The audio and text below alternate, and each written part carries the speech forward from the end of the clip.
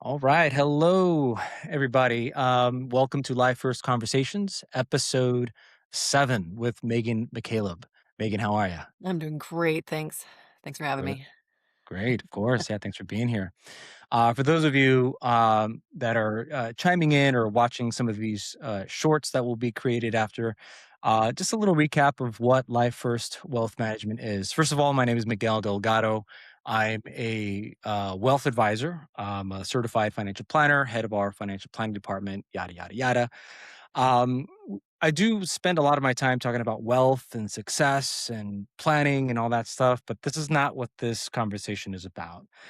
This is actually really flipping the narrative of success. There's a lot of conversation out there in the world about what it takes to be successful, having rituals and habits, and setting goals. We were just talking about this earlier, setting big goals for the year.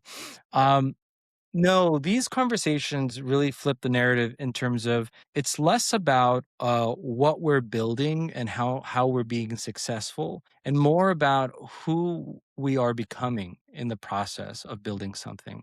It's who we want to be, right? How are we showing up for the things that really matter? Um, Not saying that we're limiting ourselves and not going to grow a business and we're not going to be successful, but it's more of can we be successful? Can we grow wealth through relationships that truly matter, through by having values that we believe in? And so that's what these life first conversations are about. And so my next guest is Megan McCaleb. Megan and I, just so you guys all know, we met each other on LinkedIn as I meet a lot of people that I've interviewed here. Some of the people that I've interviewed are clients. Some are people that I've worked with in some other aspect, and many of them are just here from LinkedIn. So Megan, tell us a little bit about you and kind of what you do now, and maybe what led up to what you're doing now. Yeah. Well, first of all, thanks for having me. It was really lovely to connect with you. And I love this type of dialogue, like just putting stuff out there and having meaningful conversations. I am a recovering corporate lady. I worked in corporate for 15 years in retail banking and then in grant management for FEMA grants. I used to manage these programs for volunteer firefighter recruitment programs all over the country. And that was really cool work. And on the weekends, I learned comedy while I was still working in corporate, and I loved all of the skills and principles from improvisation. And then I started doing stand up as well. And so I kind of took performance ideas and started infusing them in the way that I functioned in my workplace as a corporate employee.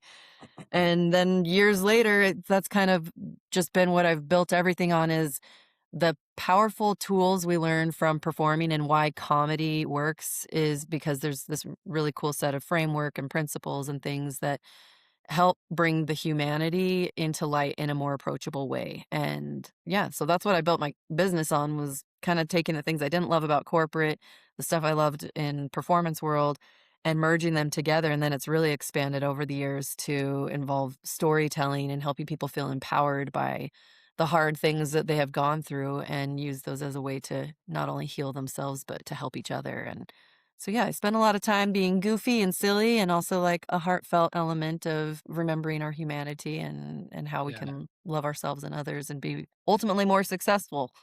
Yeah. Well, spending that much time in FEMA, I can only imagine the There's the a lot the of the need for humor on the side. yeah.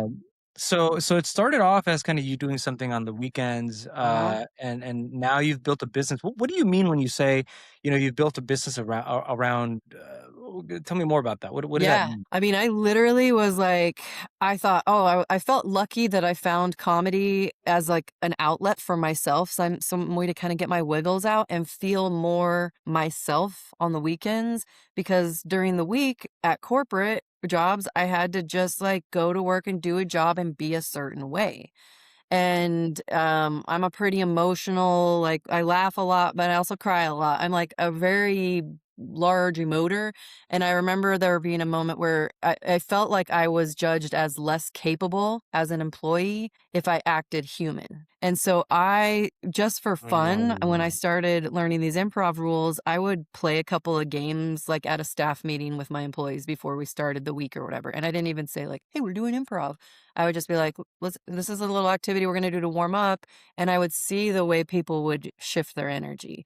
So I started while I still had my corporate job, I started just putting it out there to teach team building, basically team building events using improv principles. And it didn't matter the company, it was wherever humans needed to connect in a more meaningful way. And then when I started actually holding checks in my hand, I was like, people will pay me to come and play and laugh and bring like a little bit of yumminess into the monotony of the day. I just knew from there I was gonna have to figure out how to have that as part of my life forever. That's it. So people hire you, Mhm, to for team building, leadership building, and you're using humor, and comedy for this. How does comedy, connect? I mean, I can imagine so, but I want you to kind of explain, how does comedy connect that human side of things? I mean, and then, by the way, I can totally relate to, the idea of not being taken as seriously because you're acting more human, right? mhm, I think a lot of people can relate to that, but yeah. how does comedy get involved with, leadership building? Yeah, that's a great question. Comedy is sort of like this special, like a permission slip almost because people expect, especially in stand up, people expect the comics to say the things out loud that everyone else is thinking. And it's usually the thing where there is friction or conflict or any kind or a strong opinion. And these things that are not necessarily right or wrong, they're just kind of enhancing the different ways that we exist. And so bringing in the actual framework of how comedy can be applied to communications makes it so that people realize we actually generally, as humans, have more in common than we don't have in common. Mhm. And when we use those principles, they actually can help us to lean in with curiosity and to remember that, like, if we're being offended or if we're mad about something or whatever, that it might mean that we need more information. We might need to question what we know so far, activate our Mhm. curiosity. This is kind of a long-winded answer to it, but really No, sure, comedy is yeah. this great platform to say the thing that people want to say but are afraid to. And then when it kind of releases the tension around it, then we can shift into a problem solution mode. Like this, the things I do the workshops the most that are the most fun are when there is conflict involved. I Yeah. do a lot of work with high stress environments like lawyers, healthcare, first responders, um, where it's like kind of life or death type of energy on a regular basis. Mhm. And it allows people to have hard conversations without it feeling like we're pushing back on each other. It's like me and you versus the problem instead of me versus you. And that Mm. ability to just get each other laughing and the physical changes in our body if we laugh. I mean, there's tons of science on what happens chemically to your brain and just the total shift inside your body if you laugh.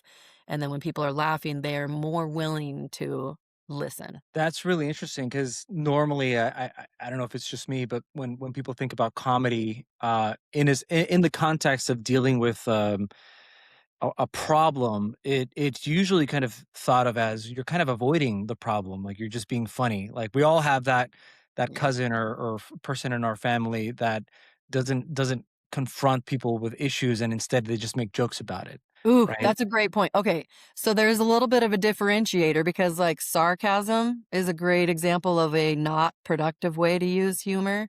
Right. And that's why it's fun to be able to go in and talk to people about the actual like, the rules and what they really mean, because in comedy, you are not supposed to punch down. You're supposed to, talk about, like, things that are true, rooted in some kind of truth or true for you so that it can sort of create that welcome mat for other people to engage, but you're totally right. Some people will use they call it comedy. It's not exactly quite the same if it's just that jerk in the office or whatever that says something really, really rude and then is like, "What, you can't take a joke?" And it's like, "Well, you telling me that I look angry because I'm not smiling isn't actually a joke, it's just a rude comment." So, people kind of mistake that a little bit. Sometimes people will laugh because we're, like, uncomfortable about it or we're so more of like a "get me out of here" type of an energy Yeah. versus when they are using Or they're it. projecting the thoughts that are already in our heads too. Yeah, so Yeah. that's the I'm glad that you said that because in the way that I, like, teach in workshops and stuff,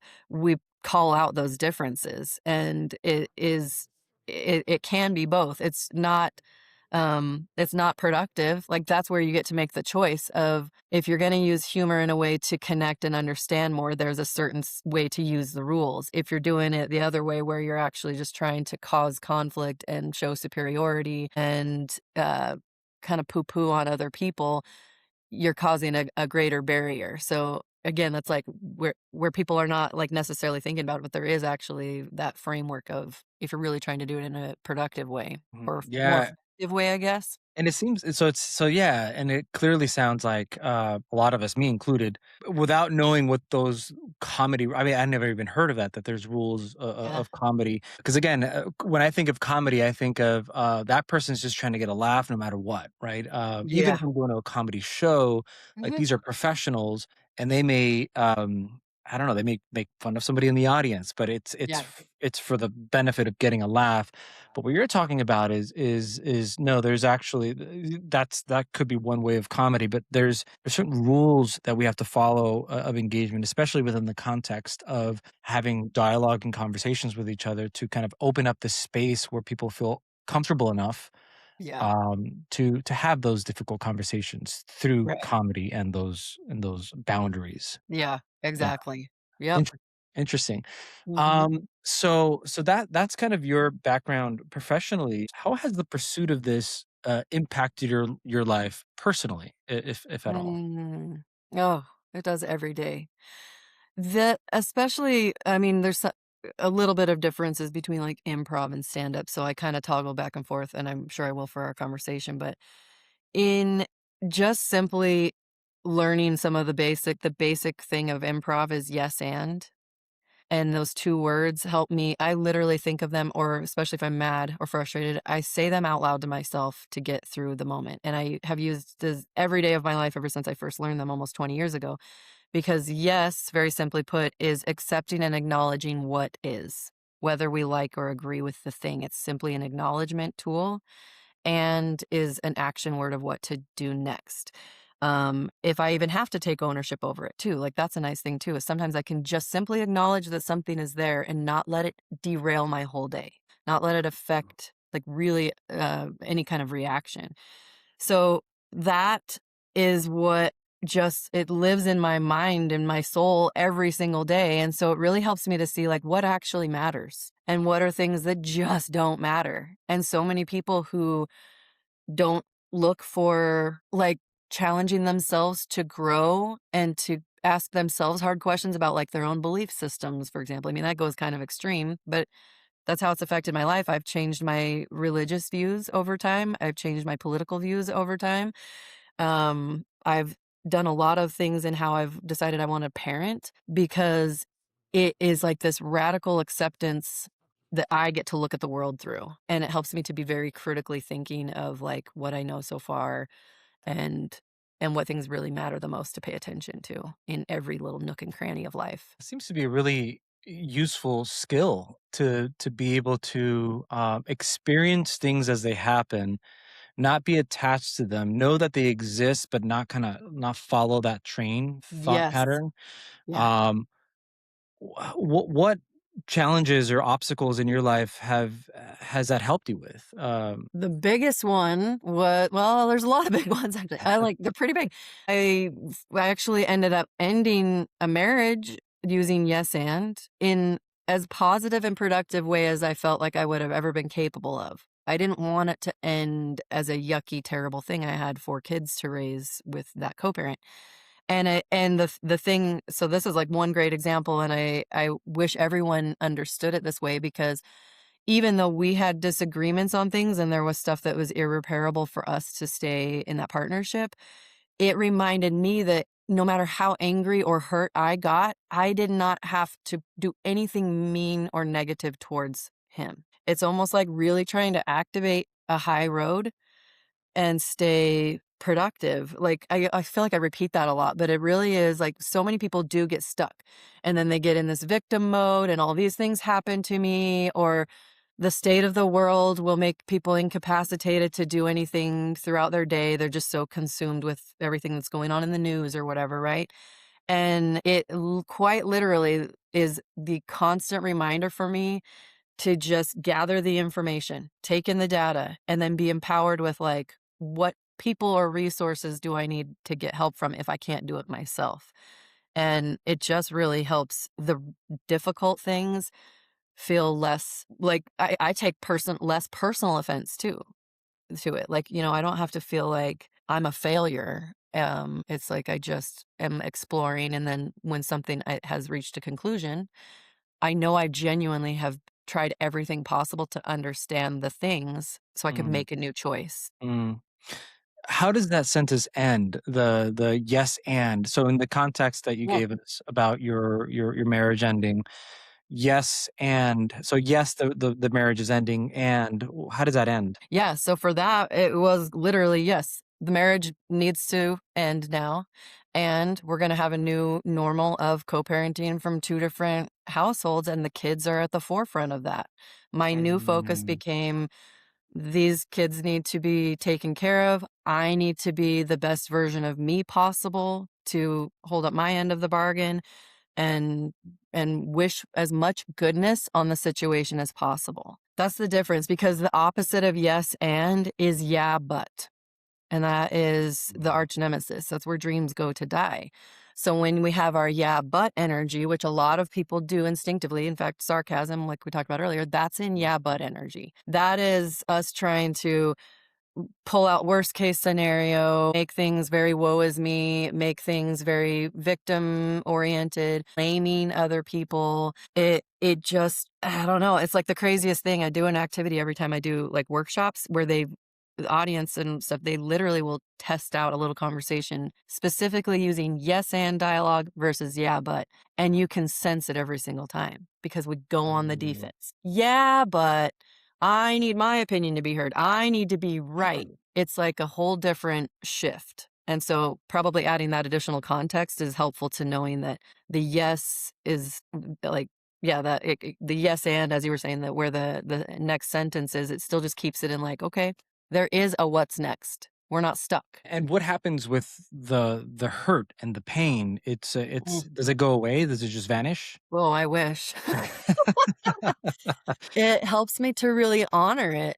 Man, I've had quite a journey of my own mental health challenges and different things over the years too, and I still have days where I struggle with depression a little bit. Not as much. I've had a whole fitness journey, some big goals of doing bodybuilding competitions and nutrition overhaul and stuff the past few years, to try to, do things a natural way. And I will use yes and though. So now when I see my depression cycles coming on, they're shorter.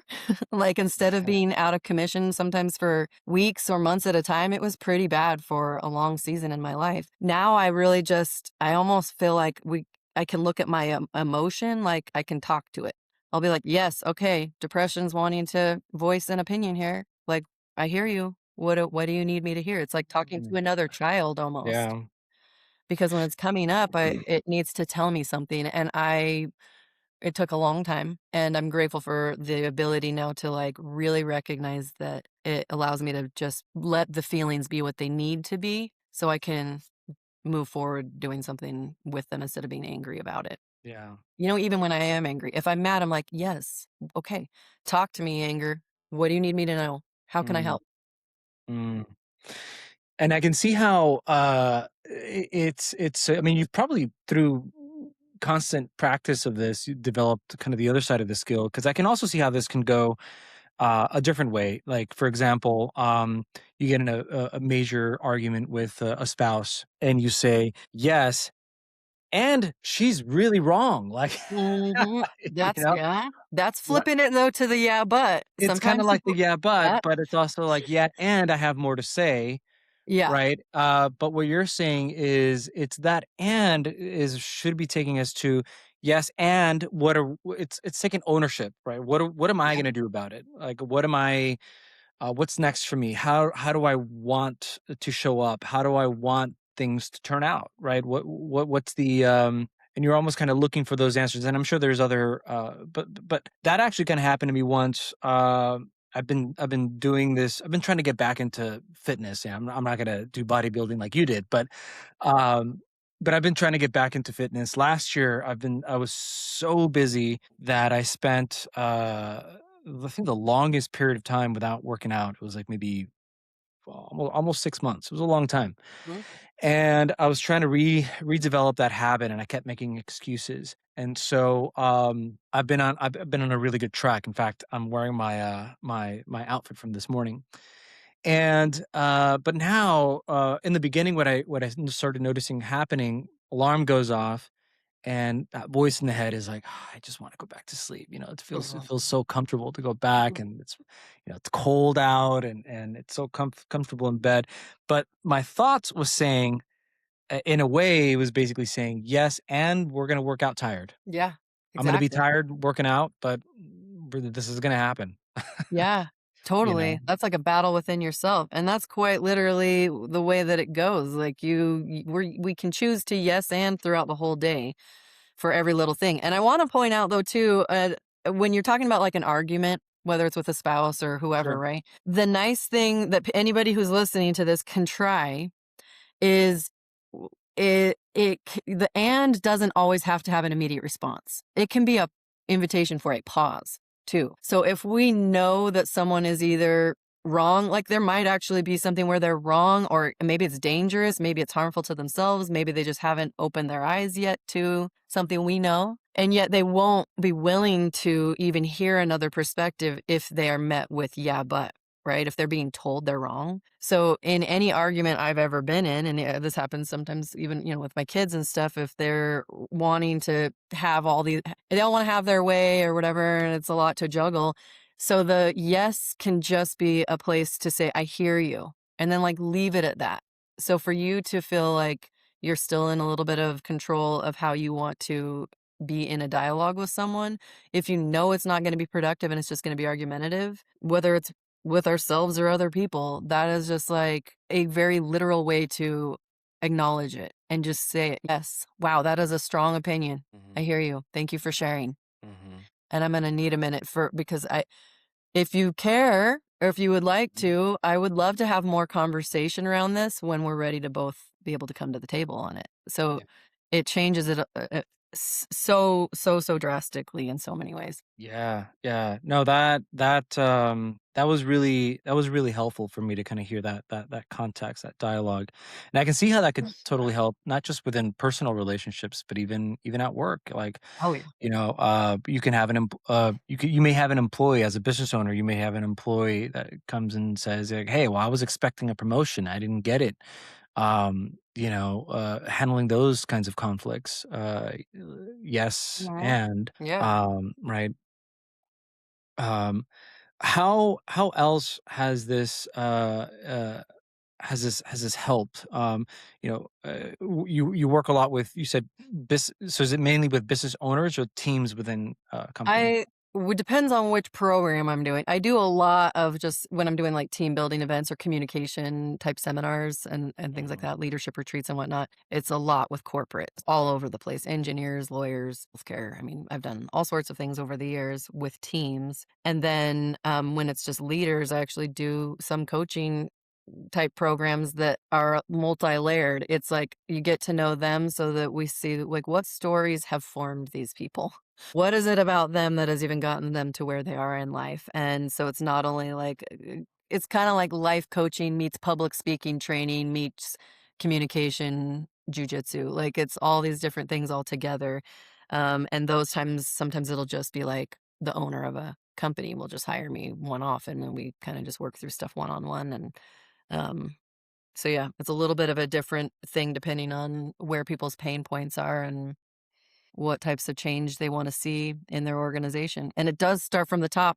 That's the thing Um, that sometimes annoys people when I work with teams and I require their leadership be in the workshop with them. I cannot stand when people wanna be like, "Alright, you guys are going to this workshop here," and then they learn some kind of a skill that they won't be able to even use if it's rejected immediately by their leaders. it kinda defeats the whole purpose of Yeah. yeah. Yeah, I can see yeah, it makes sense to have them involved from the beginning, and so you're creating that space together. I mean, the whole idea is so that the communication and is not just circulating amongst the employees. I mean, usually that's not where the pain points are. It's usually between the hierarchy, right? Oh, yeah. Yeah. Yeah. Yeah, that's interesting.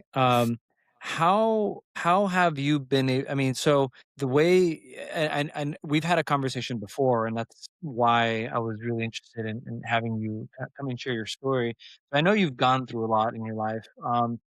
Have these just just the simple of the yes and strategy that you use, those things, is that what's kind of helped you um, through all of those situations, or is there other components to the comedy, that you bring that also can help in different aspects? Yeah, I mean, for sure, it's all of that. Like once I learned those rules, luckily I was in my mid-20s at the time, and there's a myriad of rules that kind of work together. And so it reminded me, like, there's the yes and we've talked about. There's also suspension of judgment. So it's not that judgment's not going to happen. It's just if we suspend judgment, it really challenges us to ask what we're thinking. Why are we having a judgment, whether it's a positive or a negative type of a thought? It's like, let's bring our awareness really, really palpably to our own brains.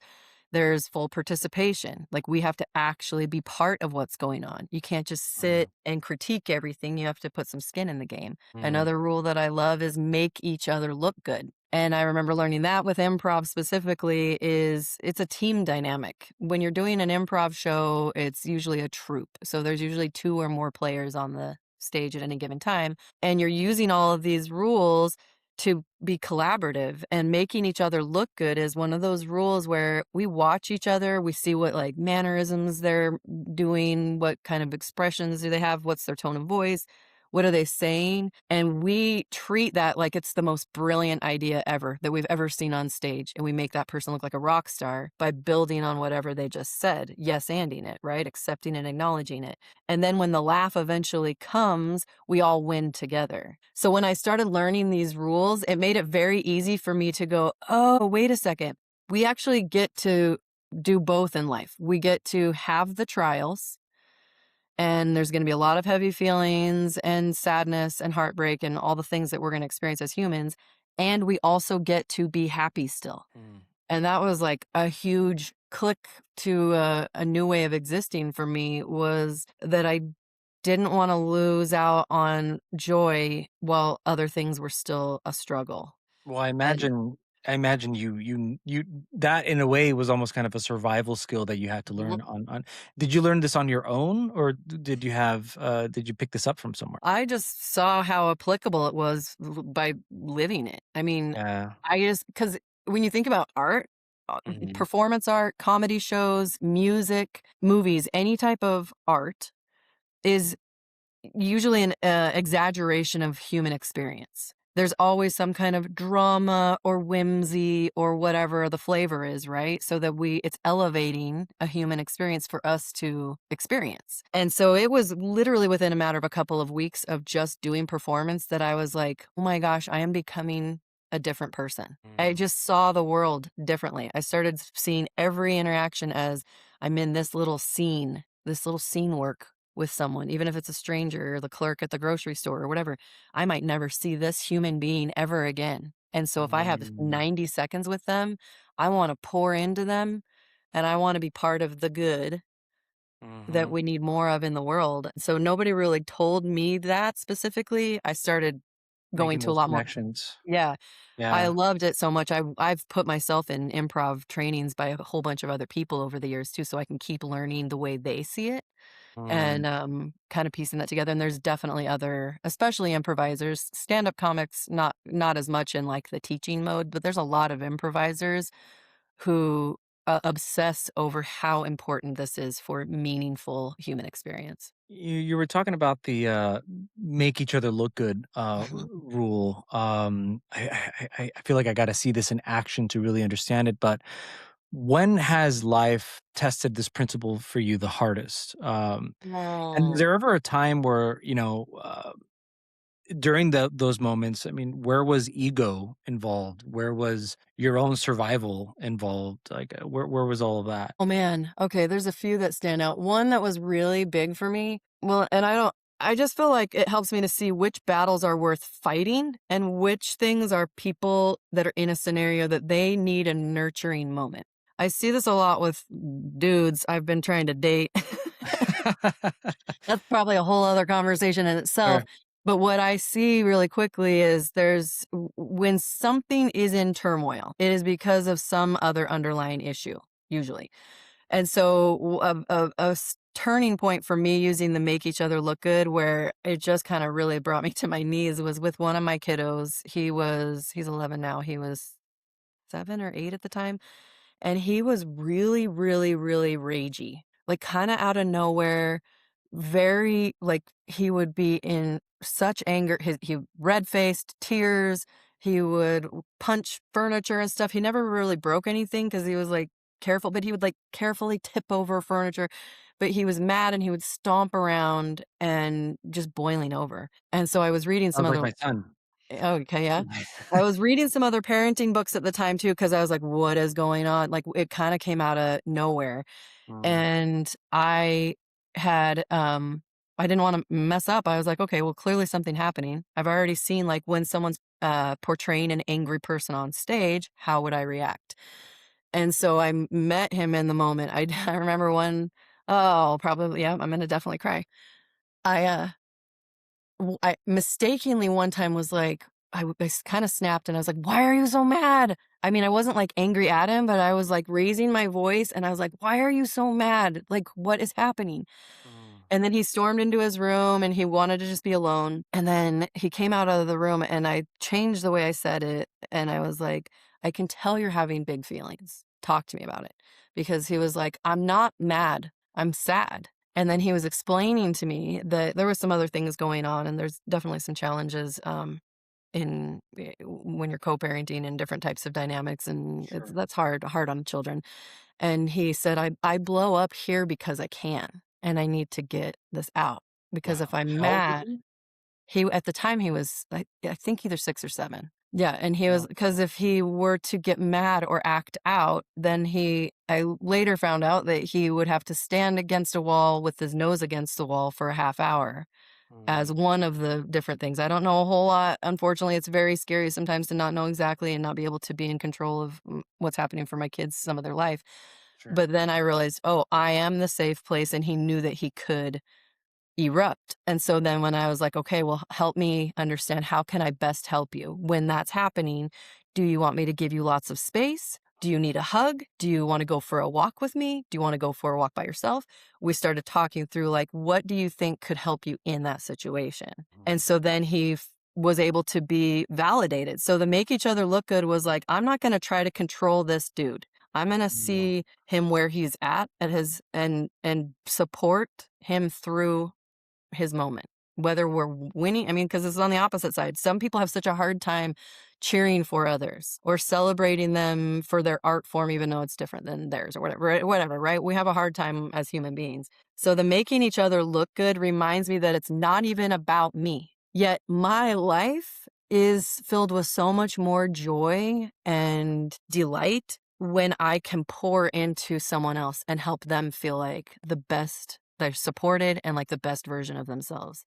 And that's what it really means to me, is meeting someone, really hearing them, not taking personal offense, while also, like, as a mom, I was like, "Oh, what could I be doing differently as a mother?"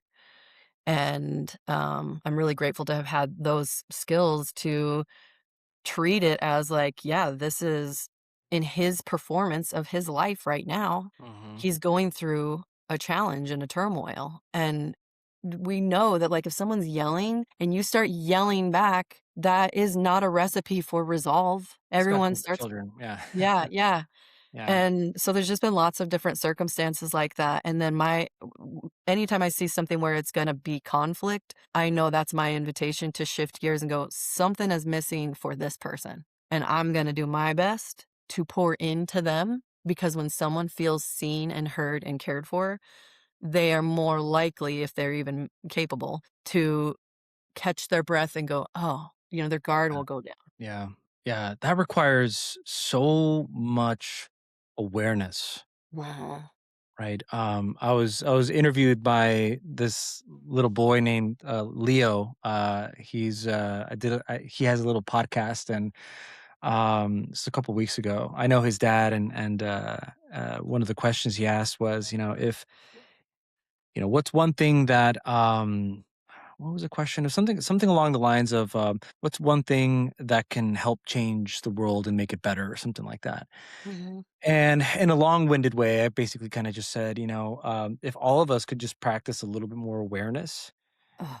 just being aware of ourselves, of our self-interests, of our ego, of our biases, right? If we can just be aware of that, and Mm. the more aware we are of ourselves, the more we can understand each other. And then the more we can understand each other, I mean, maybe that takes us to that next step of Yeah. being able to make the world a slightly better place. Yeah, Yeah, truly. yeah, Oh, and it's a scary thing for people though, I think if you a lot of people think they're aware and they're not actually. I mean, I know you well enough from a couple of our conversations that you seem to be one going down the path of like really welcoming yeah, those types of challenges, right?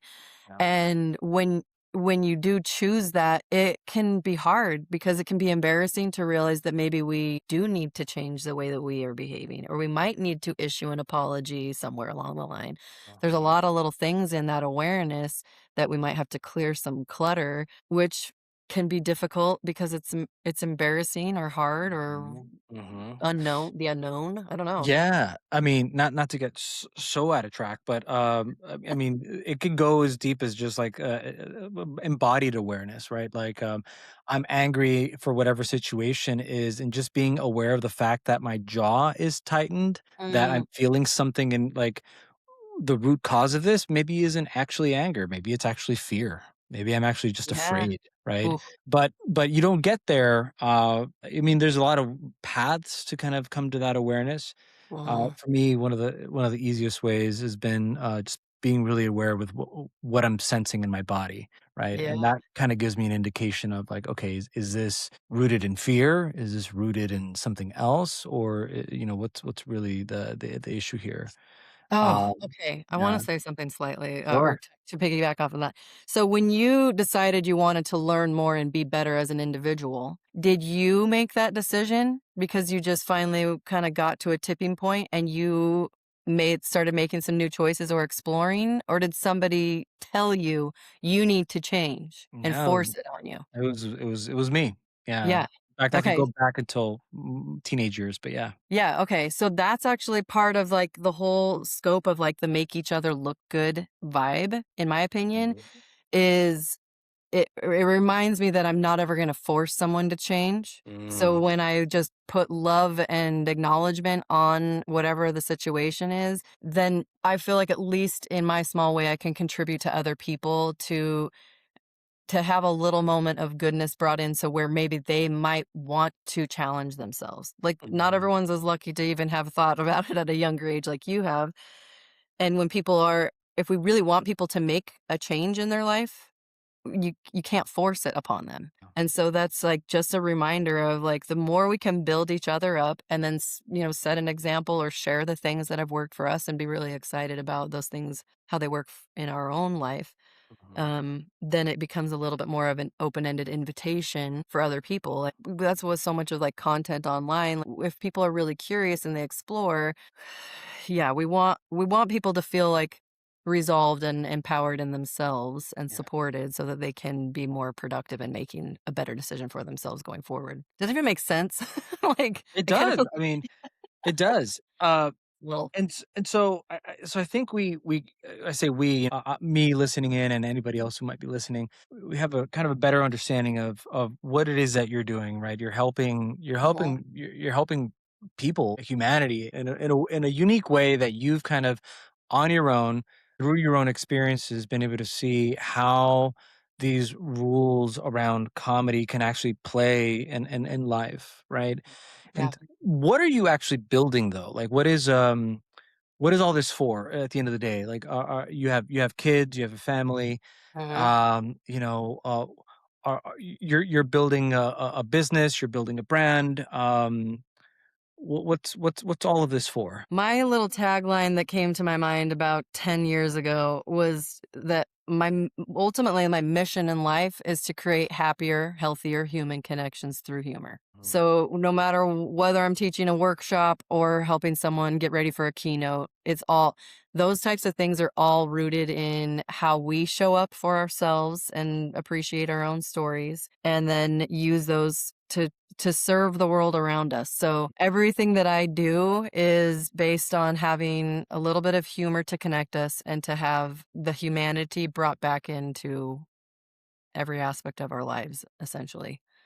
Um, yeah, and I just do it through physically building events. I mean, that's like kind of my skill set. I either go to people's events, which is mhm. always, fun to come into people that just need some programming added. But that's what anytime I have an idea to do it, like I just get to create that. I had a Mhm. comedy show the other night and I invited a couple of my funny friends to do a showcase with me. I was like, yeah, this is just what I do. I build opportunities for people to gather and be human and grow together. And obviously that's gone well for you, and over time Mhm. it's continued to get better. How have you been able to do that and all of the other stuff that you do? I mean, bodybuilding and managing relationships with all of your children and your business and how do you manage so much? Does that have to do with the rules that you've learned through comedy, or is that just something different? Yeah, I think it's because of that that I can do all the different things. It's the literal translation of a thought into a thing. And so that's what I've just been doing my whole life. And so I felt like I wanted to just elevate. I mean, we all have here's the one thing. I used to really hate when people be like, "We have the same 24 hours," because I'm like, if I hear some single young guy say that, and I'm a midlife divorced self-employed woman with multiple children, the 24 hours doesn't feel the same to Yeah. us.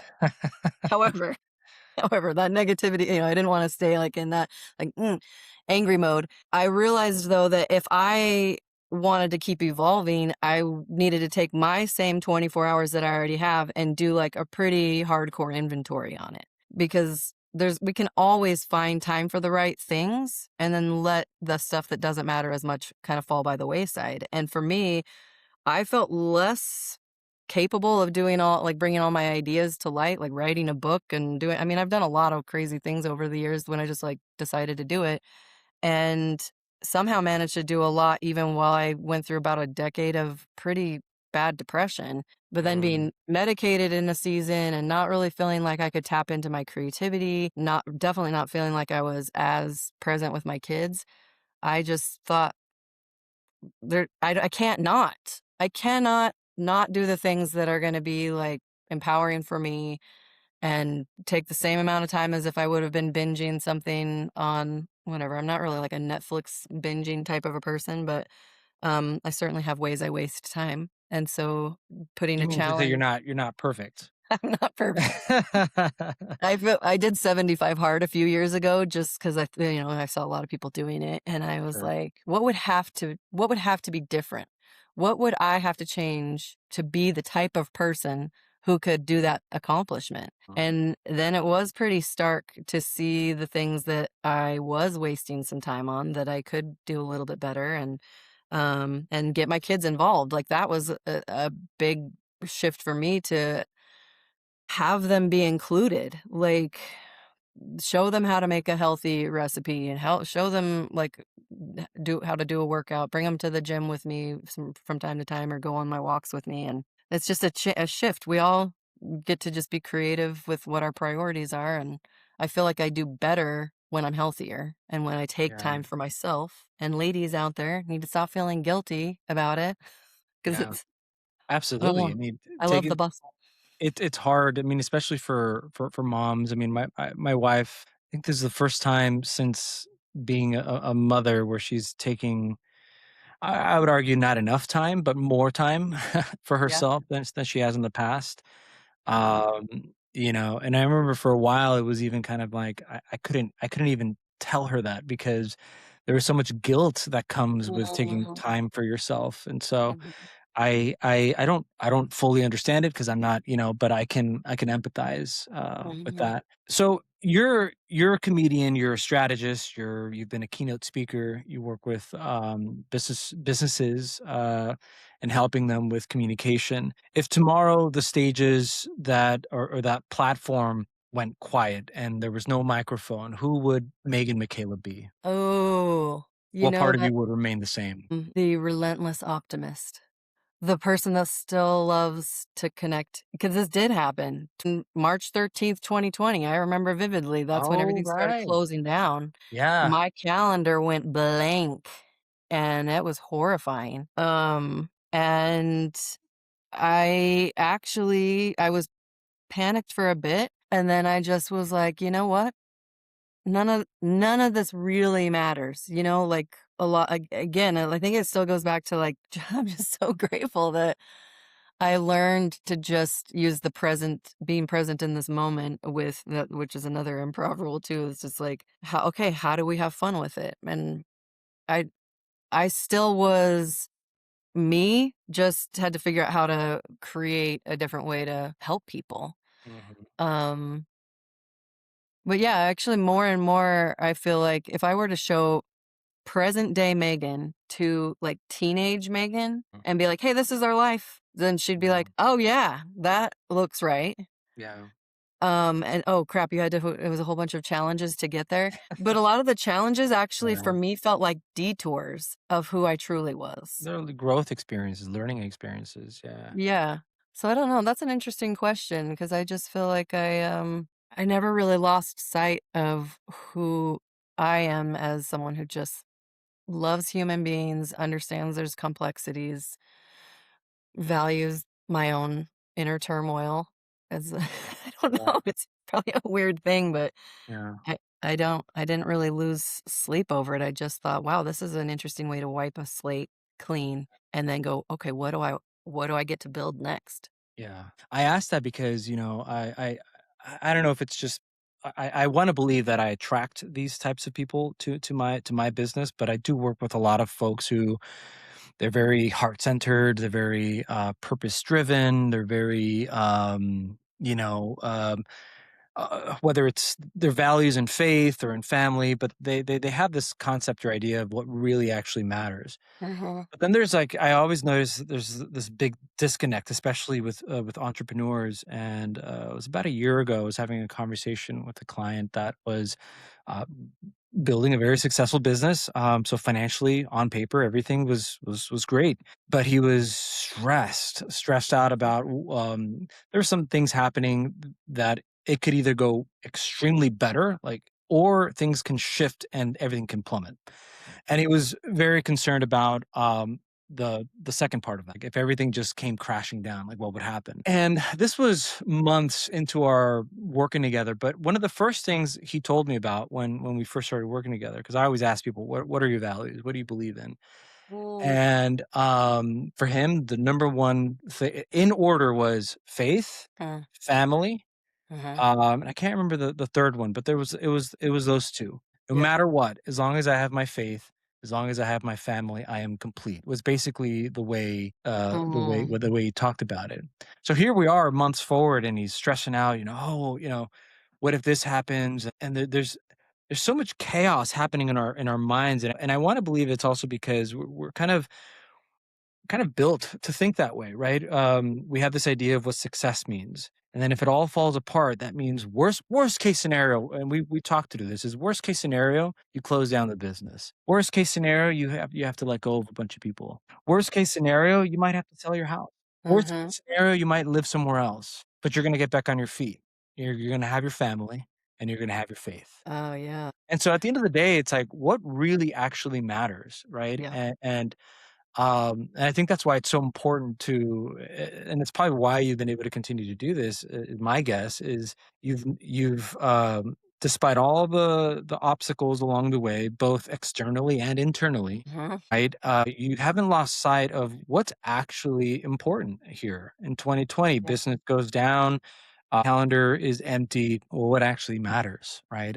What I Yeah. believe in, what I actually enjoy out of this life, you and then it becomes that yes and. Yeah. Well, and I love it from the wealth perspective. Like that's an interesting thing at that time. I remember, and really ever since then, that was a pretty pivotal moment when I thought about it. From, like, I've never really been someone to worry about money or taking care of things. Like I've always just been a hard worker. I show up. I do what I say I'm going to do. Money comes and goes. Future planning is really important in a lot of ways, and then I also, like, want to figure out how to not stress about it. And since I'm such a huge believer in community and collaboration and all those things, I was like, I mean, I could definitely see now after these past several years of coming out of the whole COVID scenario was that I really did get to lean on. It wasn't always my favorite, but I did get to lean on community and people that knew things had really shifted. Like, I mean, I've got an incredible community around me, that people that checked in with me, that have supported me in financial ways besides hiring me or whatever, and people that believe in me. And then it really became more robust of a view of wealth than just the tangible dollars, which so many, I'm sure you see this all the time, that people are so stressed out about the number in their bank account. And then we do tend to tie that to our value or our worth as an individual. And yeah, I think that that's a really important thing, is like success to me is so much more beyond the paycheck, although that's obviously great too. I still think it's amazing that I get to play and laugh and help people grow, and that's what pays my bills. It's not something I do not take for granted. I Yeah. think it's remarkable. Yeah. But like, yeah, to your point, it's like when people are so stressed on kind of the wrong things, then we lose our spark, and then it's hard to have passion in the everyday moments while the storms are happening around us. It also happened on the flip side, right? If we can be stressed or scared of losing something, we can also be very anxious about not having enough. Like I see this too. I grew up pretty modestly. I wouldn't say quite. I mean, we're pretty poor. I mean, we our lives got better as I got older, but it started off, I mean, pretty poor. We're collecting cans in the evenings. I was in my mom's arms at that time, but we were pretty poor in the beginning. But I went from that to now working with folks that have achieved, financial success, and yet time after time, I run into people who are wanting to build more. It's like, okay, I've achieved this much, but I gotta double in size. I gotta triple in size. I gotta do this. Mm, And I don't knock it. I mean, there's nothing wrong with having more wealth, but I always come back to the question of what is all this for? What is the yeah. purpose of this, right? Why are we building this? Are we doing it just so that we can have that wealth? Or are Mhm. we doing it because it brings joy to us? Are we doing it because who do we want to become? Right? Who are we Mm, who are we becoming as a mm, person? So mhm. who are you becoming as a person? I mean, you've grown a Yeah. lot. You Yeah. kinda shared with us a little bit of who you are now, but what is Megan, becoming into?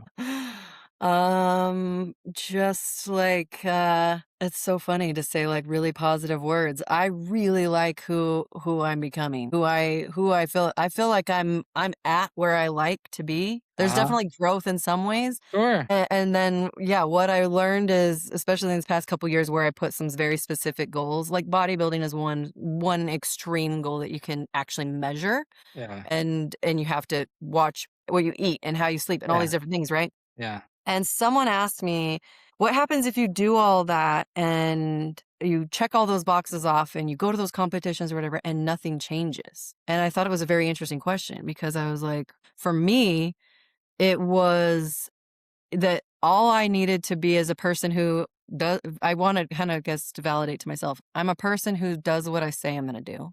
Mm, I am willing to put in the hard work. I know things are going to be difficult and that there's probably something else I'm supposed to learn that is completely unrelated to the thing I think it is. mhm. And so I think that that is just, I feel like I'm getting my next phase is just being a little more confident and vocal about things in a more blunt way because I'm very careful to try to not intentionally offend and push people away because I want people to be collaborative. Largely though, I feel like, yeah, I'm just becoming someone who's very proud of who they are. This just loves other people. Like I just want to enjoy however much longer I have on this weird planet. And, yeah, I've definitely have shed a lot of layers and identities of things that I had taken on for a lot of years, and now I think in my I just turned 45. I feel like in this season, I'm like I just feel like fresh. All the crust has Mhm. been peeled off of what I thought I had to be, and I feel very much like I'm existing as who I am. Yeah. Wow. I wanna honor you for that. I mean, that's honor you for one, not being ashamed or embarrassed to say those nice things about yourself. I mean, that's awesome. Celebrate that. You know, Thanks. it's not like you just had it easy and got there, right? Mhm. You went through same, if not more, struggles than somebody next to you. So I think we have a pretty. I have a pretty good understanding of like. So who you are, what you're building, what's important to you. As we kind of wrap up, one last question that I like to ask people is, if we were to do an audit of your calendar and your capital, would you say that your calendar and your capital is aligned with the life that you say you want? No, it is not. How so? It, it's getting closer. Because of we sort of touched on it, that in the past when I've hired just as an example, I've hired different business coaches and stuff, and then, like, their idea of scaling certain things, like, I get it, and then certain things to me are very they're like custom things. So I personally have had a hard time, like, unclenching from the things that I want them to be versus what I'm being told I could do. I Does see. that make sense? Yeah. And so, yeah, that's part of why I wanted to, like, almost clear the whole slate from how I typically approach my calendar, because I did realize that some of the goals I was setting were actually taking me down a route that were not the goals that actually align with, like, financial goals and certain things. They're more of, like, the personal development type goals. Mhm. Or like when I did a big show as far as filming a variety show, so I would have content to put out and book more events and stuff. Like, again, that was still me kind of overcoming some demons that I had of not feeling like I was even worthy of being on stage. That who am I Mhm. to even do something like that? Mhm. And so now that I've gotten to see a lot of that, then I feel like this is the season of, as far as on paper type of stuff, to really get it back to the momentum I used to have before. Like the pre-COVID years were still way better than any of the years I've had since COVID because I was so locked in. I would never shut up about the stuff that I loved, and it was always really clear on how people could work with me. And then I started doing too many different things to try to systematize, which kind of just was jarring for my brain. So Yeah. the very long story coming to a freaking close here is that is part of what I want to have some fun with when I'm like, because I know what I'm capable of. I Yeah. know I've seen some like incredible successes of different programs and some things that kind of fell flat. And so now I've kind of just been like, we're not doing these ones anymore. These are the ones that are not only financially sustainable and scalable, as people want are always telling me to do, that they're also really fun. And then I also kinda, in that darker season, took the time to lay the groundwork of, like, my will and putting things in a trust, like, taking care of Right. stuff when there was not a whole lot to even care about, so that as Right. I build, I'm more prepared to have the vessels. Right. than didn't in the past. So it's kind of Yeah. fun because that's probably really the what's next is now recognizing I do have the capacity, and I understand my worth better Yeah. than I have in the past to Yeah. allow the abundance that I had very inadvertently blocked a Yeah. lot. Wow, that is a very well there's so much awareness in that response, and I'm not surprised. But the fact that you're able to notice the misalignment and understand why, and also not be as a total as Megan would not be attached to that and punishing yourself, but just saying, all right, well, that was then, and now we're moving to a different season. I love Yeah, that. Um, oh, it's yeah, fun. I mean, I think I've noticed that in myself too. I think last year, one of the things that I can relate to the part where you said other people tell you, there was a misalignment between what people were telling you you should do and what you wanted to do and what felt right. Yeah. And I remember one of the things that I wanted to do was I wanted to go deeper with my conversations with in my line of work into areas that didn't necessarily originally feel like they were appropriate. Mhm. Nowadays, I have clients that'll tell me, this feels more like therapy than it does Oh, than it does yeah. wealth management. Uh, but my challenge to me was, can I still do the things that I need to do technically, save money Yeah. in taxes, build wealth, and all that stuff, but not lose this human side that I yearn for, that connection, right? And Mhm. turns out you can do both. So Yes. Good absolutely. job. Yeah. So we're course correcting. My big calendar is all cute and colorful. My actual calendar is back to being more task oriented. What's moving the needle? Where am I making sure I'm not turning away from the paperwork I hate doing because I'm a creative type or whatever, right? So Yeah, it's like, okay, yeah, I do realize I know enough of my own downfall to go, okay, there's certain things you can't not do yeah. if you want to have a thriving business. How can people find you if somebody is listening to this or even a piece of it and they're like, "Oh, I've been wanting to maybe hire somebody to help provide leadership training and all of that." Yeah. How can people find you? Most people find me on LinkedIn at Megan McCaleb. And otherwise my website is improvteamculture.com. And you're located in Boise. I'm in Boise. I do a lot of virtual training Yeah, sessions and I travel quite a lot too, so we can usually customize something for the team depending on what their goals are and make a really cool, memorable experience for their folks. very cool. Megan, thank you so much. And yeah, thanks for whoever's listening here. I appreciate you guys' attention. Hopefully there was some lessons and nuggets learned. For me, I think the biggest one is the yes and. I can see how in some ways I've already been applying that in my life, but now just being more aware of that, I can totally see that helping. Awesome. Thank you so much for Yeah. spending some time with me. This was Thank awesome. you. Yeah, I appreciate you. Thank you. All right. Bye bye, everybody.